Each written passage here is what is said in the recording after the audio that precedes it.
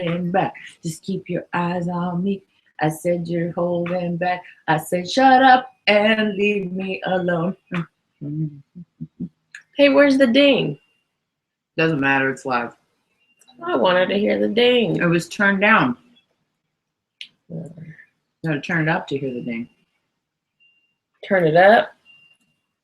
Shut up and leave me alone. Do you want to try a proper taste of my candy? Okay. Oh, is the whole chunk for me, or am I taking a bite? You can take the whole chunk, that's fine.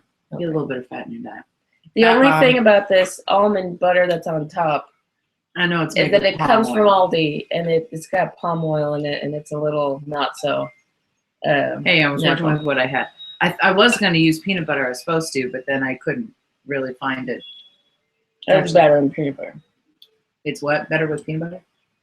Better than peanut butter? Than peanut butter. No. There's ground up macadamia nuts in this chocolate, and then it's sprinkled. Where did you find those?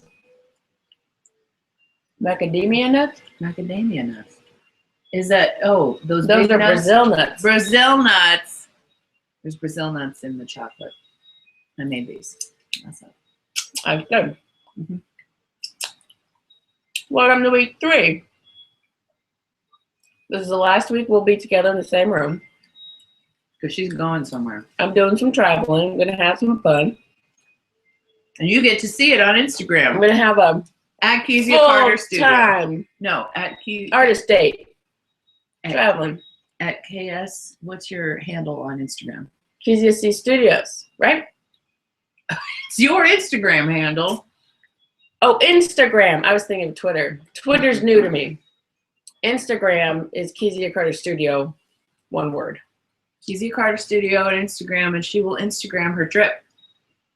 Instagram the trip. She's going to travel. So I still have 15 spots for an affirmation portrait left. Woo! And I'm finishing the ones that I started on, and they turn out really cool. Mm-hmm. And so I was making them with this mixed media technique, and I was doing them on a little canvas. But I think I have new ideas for this new wave. So sign up for the new wave of affirmation portrait. At cost, man. You can't beat that. At cost. Fine art. Kezia-Carter.com. That's right. On the top bar, you'll see affirmation portrait. Which leads me into week 3 of Artist Wave. Now I'm starting to be a little conflicted about this whole book process. Doing it by myself is a lot different than doing it with a group of people. Okay. Because before I was doing it with a small group of people. Mm-hmm. And, there's a different level of motivation. There's a different level of insights into what the content means. Mm-hmm. So this week, she starts off by talking about synchronicity. Now, she calls it synchronicity. Another word for it would be maybe serendipity. Or coincidence. Coincidence, or an answered prayer. Now, Happy coincidence. She talks about, she uses God. You can equivalent whatever you believe in, universe. And so she talks about answered prayer. When people think of it as an answered prayer, they get maybe afraid because there's that level of responsibility. You asked for it. Mm-hmm. So when it comes to you, you're more afraid of it, thinking of it that way. So it's like one of those, you better be careful what you ask for. Yeah. You just might get it. Because you just might get it. But and actually, you usually do get it. Yeah. Well, if you really ask for something, you really want it, what you're really doing is you're putting all your focus onto that. And so you're gonna see whatever that is more in your life and the things around you, because that's what you're focusing on. Does that make sense? Yes. I find that I actually put like this silent block on myself I was talking about this with one of my clients, Mary Ann, you know her. Mm-hmm. And I was saying, you know, first of all, we all struggle. All professionals struggle. They have their own thing that they go through, which is part of why we're being so genuine here. But my big thing is I get really scared to have what I want because I don't know how to handle it. Yeah. And so that's been my challenge lately, is to allow myself to have what I want, and be able to handle it without being afraid of success. I get really freaked out. I'm like, ooh, I have what I want. You know what I think it is? I think it has to do with changing your life. And that even though you might be miserable in your life, it's just scary to change it. Yeah. And to live differently. Yeah, to live differently. I definitely get scared when when something that I want comes to me.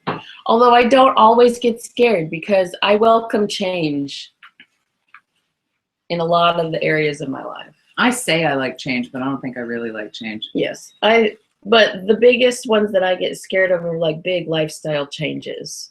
Mm-hmm. If it has to do with money, if it has to do with I don't know, daily routine maybe. I had the thought and it went away. Well, there's like fitness, making changes for fitness. Like I've switched over to a new way of eating, and I've had to really push myself to accept new habits. Yeah. And to be okay about letting others go. The making more money thing is a big thing. You really, I mean, people say, oh, you have to have a mindset shift before any of that happens. You know, people can have windfalls of money and then they still have to have a mindset shift. Otherwise, it just blows up in their face and it ends up being hard to deal with. Yeah. And there's lots of movies about that. Yeah. Random information. Water. Yes.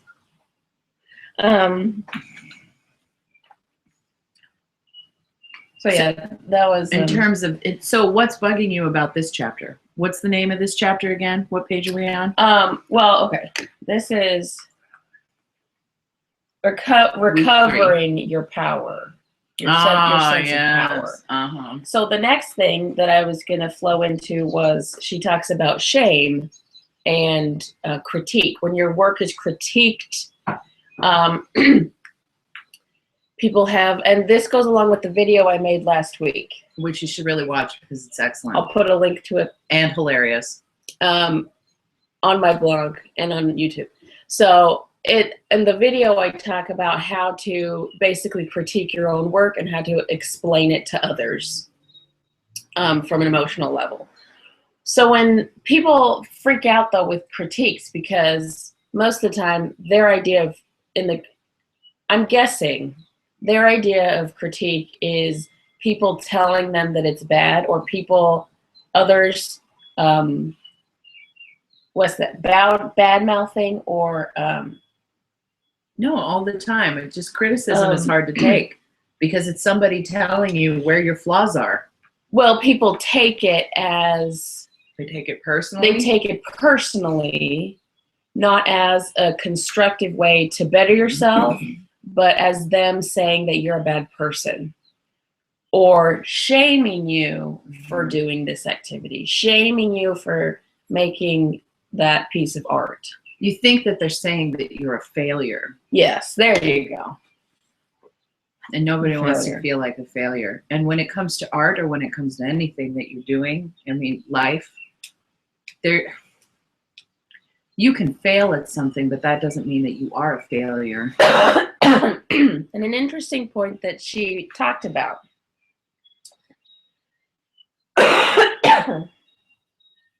She was talking about adults who grow up in dysfunctional families, which, when you say dysfunctional, it's really like normal because everyone has some level of dysfunction in their family. Growing up in a difficult home, adults learn to use this coping device very well, which really is a form of detachment, or as she calls it, numbing out, which is you start on a painting, and then you get so far, you're almost there, you're almost done, and then you get to this mentality where you start thinking about it as that it's worthless. Or what did she say? You get this sudden disinterest in it, and then you stop. It's page 68. 68. You get a sudden disinterest A and sudden you stop. disinterest, and you stop, and you start listening to the critic voice saying, "Why are you doing this? This is worthless. Why are you wasting your time on this? So This is horrible." And then you completely push it to the side. And being that this is a detachment or a numbing out refers to, in like a childhood type situation where, oh, your parents forgot your birthday, or like a big celebratory event in your life and no one paid attention to it. and you just have no And other so choice except you to had just no other let it be choice there. just to accept it and say, well, oh well, I guess, you know, What are you gonna do? You I'm can't not- get I'm back your not- 5th birthday. I'm not worth my 5th birthday. So, oh well, I'll just set it to the side and I'll just accept it. So can this happen subconsciously to where you don't even realize that you're numbing out? Yes, definitely. I realized that I've had those points too.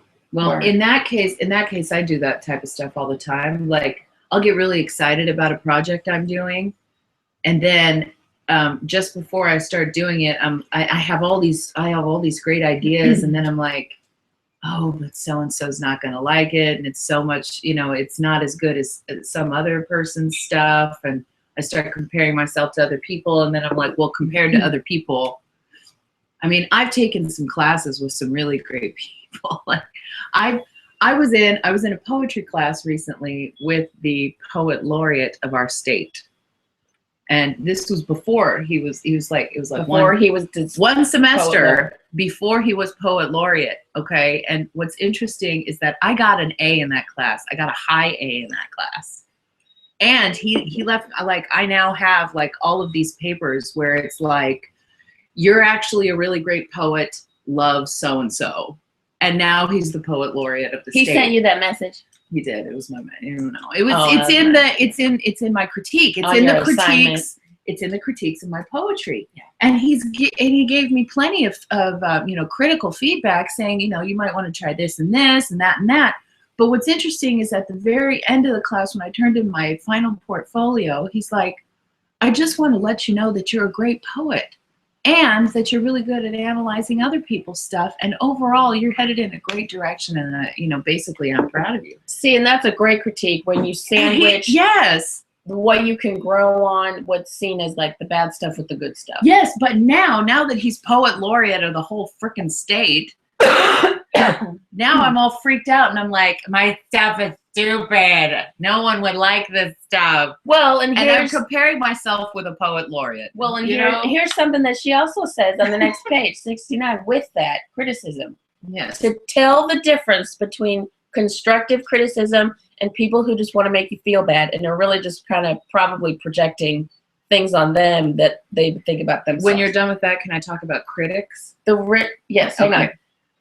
This is the difference of, that would be a good example of a good critique. Of yes, the critique process. The criticism, then this is from the book, the criticism that damages is that which disparages, dismisses, ridicules, or condemns. It is frequently vicious and vague. Yes. It is vague. People who say that is bad. Well, what does bad mean? Well, it just sucks.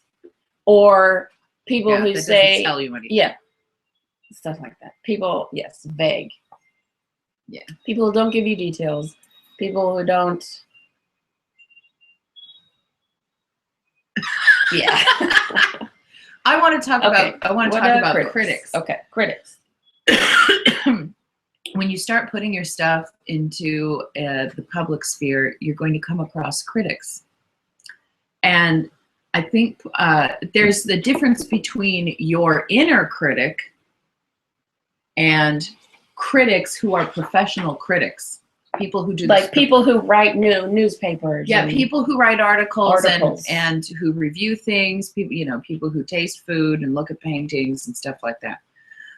When a critic approaches your art, the purpose of critics is to keep all of the artists and all the organizations that support artists on their toes. So you have to understand that it is a critic's job to push you, to find the holes in your art, and to weasel a little bit of, they're gonna stick something inside of a hole and wiggle it around, and it's probably gonna hurt a little bit.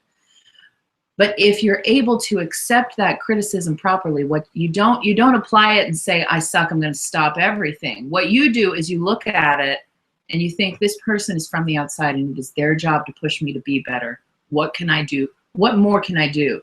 And the other part is you have to recognize what you meant to do and what they're not getting.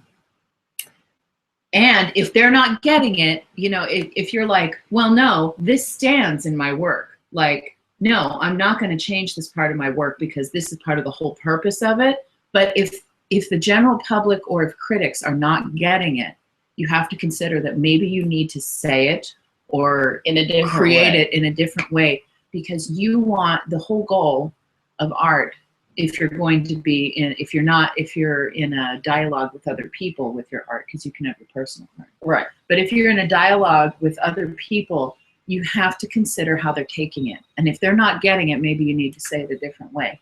Now, the other thing I wanted to say about that, besides the professional critics, is that your inner critic is something different. Yes. You can have an inner critic that pushes you to be better, but you don't want to have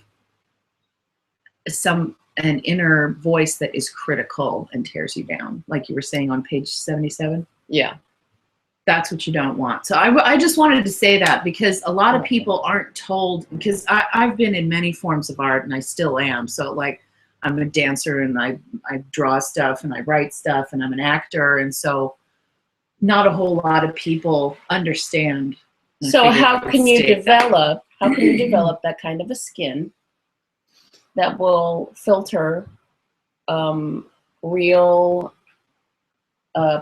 criticism in a way that will benefit you? Enter a public venue where you're going to be evaluated.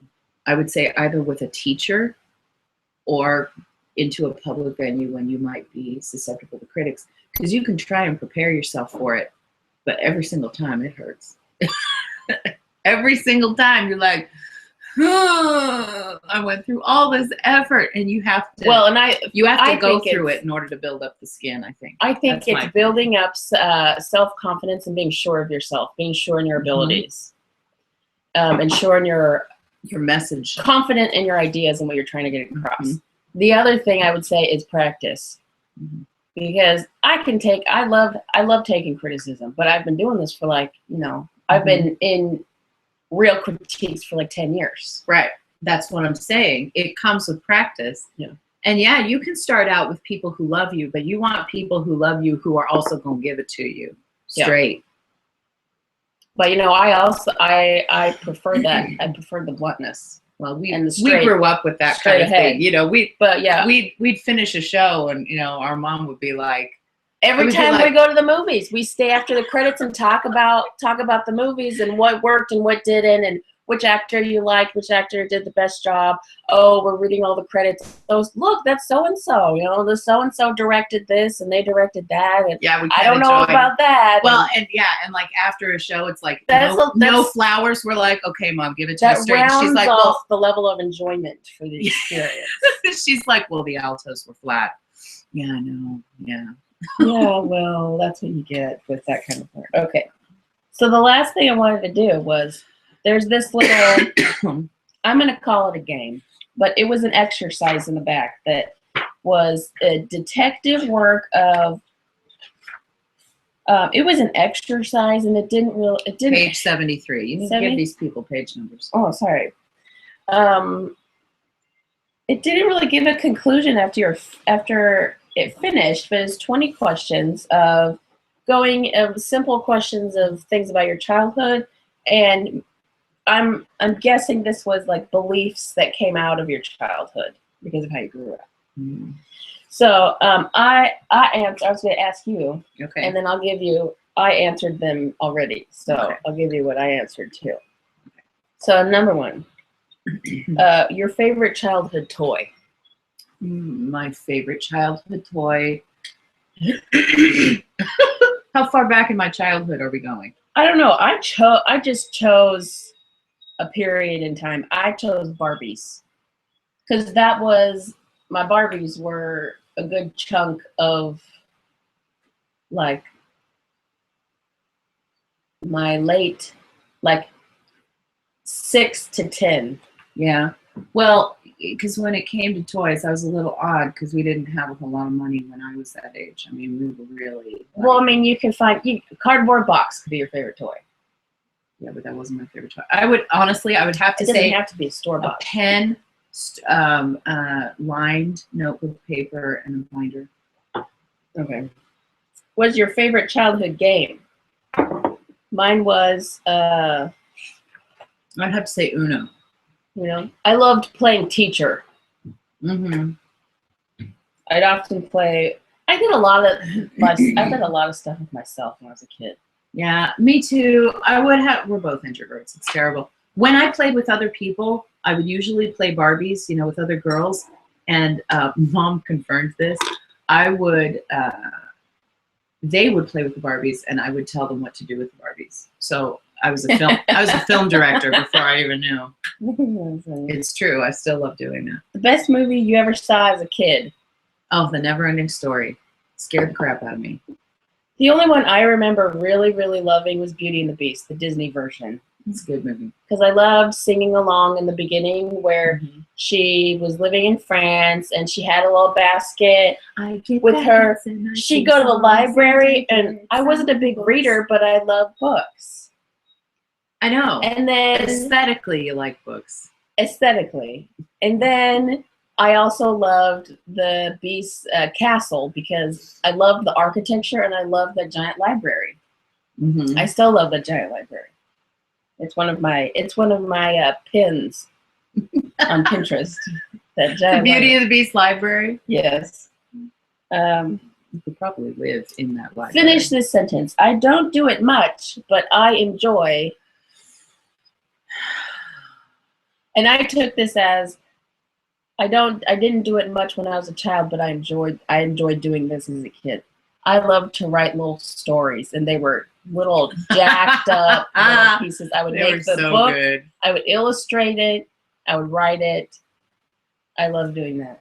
Well, I don't do it much, but I do like going for walks outside. But I don't do it much. It has to be like a super special occasion. Number 5. If I could lighten up a little, I'd let myself what?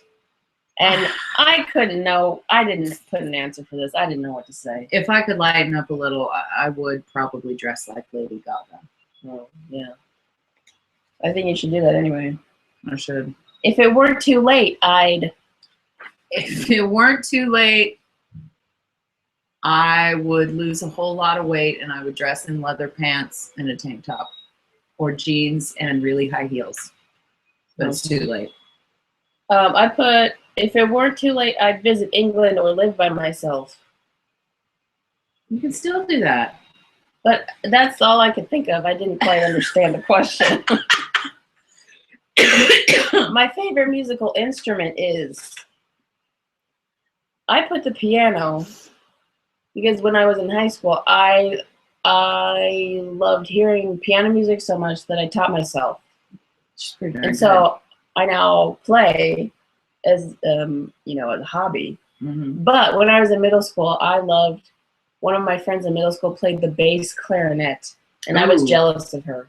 Yeah, bass clarinets are pretty cool. I am not jealous of anybody who plays with a reed, though. My favorite instrument of all time is the bamboo flute, and I have one over here, and I can play it. Bamboo flute. Yes. The amount of money I spend on treating myself to entertainment each month is about $200. I've spent a lot of money on entertainment. I put a good amount. That's me and my husband. That's both. That's for two. So that's like movies every week for two. And we've been trying to cut back. But I said, does the library count? Yes, the library counts. In which case, that's free. So, I spend my money on entertainment and food. Yeah. That's where it goes. And sometimes food is entertainment. I'm trying to turn that around. Yes. If I weren't so stingy with my artist, I'd buy him or her what? My artist? You mean like my inner artist? Your inner artist. Your creative Oh my self. gosh. I would buy myself a set of paint markers. Or not paint markers, but like really, really nice markers with the brush tips. And I would find the most expensive coloring books ever. And coloring books are a thing actually now. They are a fad. I know. Like there's adult artists coloring where books, adult coloring I would books do it. I would get medieval gardens as a way for I would get mandalas as a meditation relaxation practice. Here's why. Normally I would be great with the ink, but like what Zen whatever. Zentangle? Yeah, Zentangle. I can't focus I don't on understand that. It gears my brain out. Like it doesn't relax me. So I can understand coloring books. I would buy some really, really expensive coloring books. In fact, if I could spend anything, I would like hire an artist to draw me stuff to color. I should do that. I should make my own coloring book. Ding. Ding. There's your ding. There's my ding. And really expensive taking markers. Time out for yourself is what? Oh, wait. The last one I said I'd get myself an art studio. Like an actual art studio like a space. Studio. Like a space. You know, we ought to, once you settle down wherever you want to go, we ought to buy a barn and convert it into a studio space. A barn. Yeah, like a barn shed or whatever. Get a shed. Get one of those sheds and make you a space. Make you a space.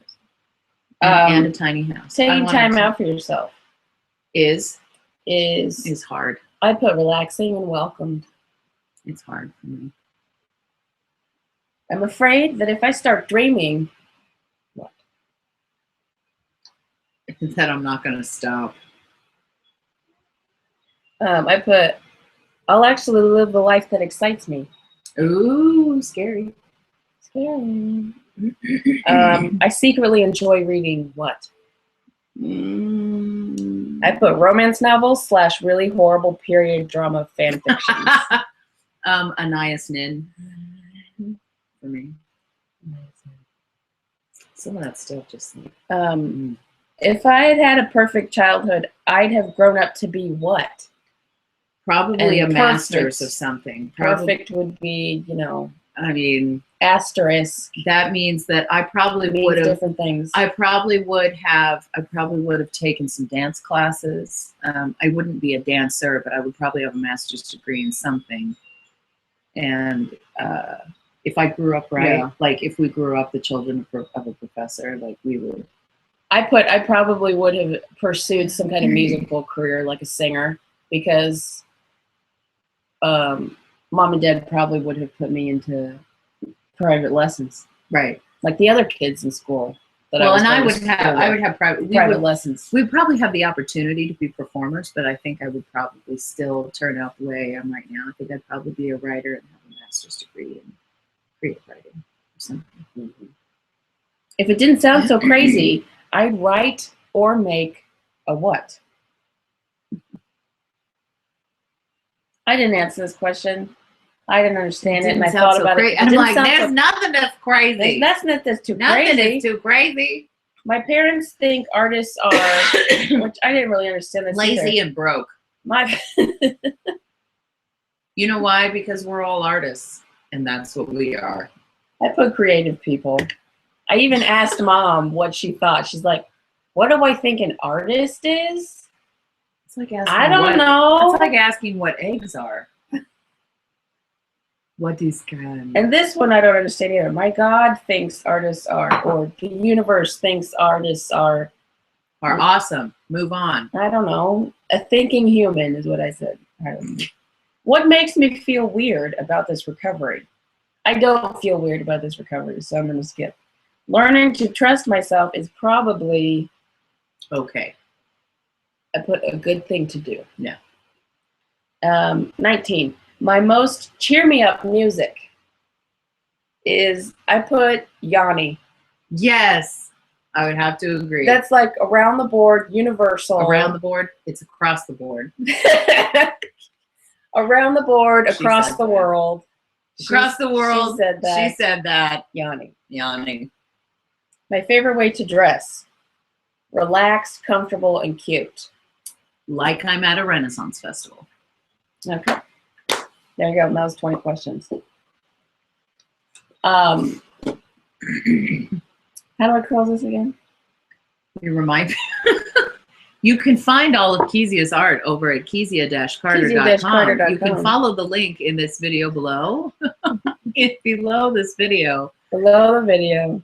You can find a link to sign up for an affirmation portrait. Again, there's only 15 slots left. 5, 5, and 5. 3. Here, should we put it all on there? 5, 5, 5 affirmation portrait. Left. Live Sign your up. dreams. Accomplish your goals. You're awesome. See you next week.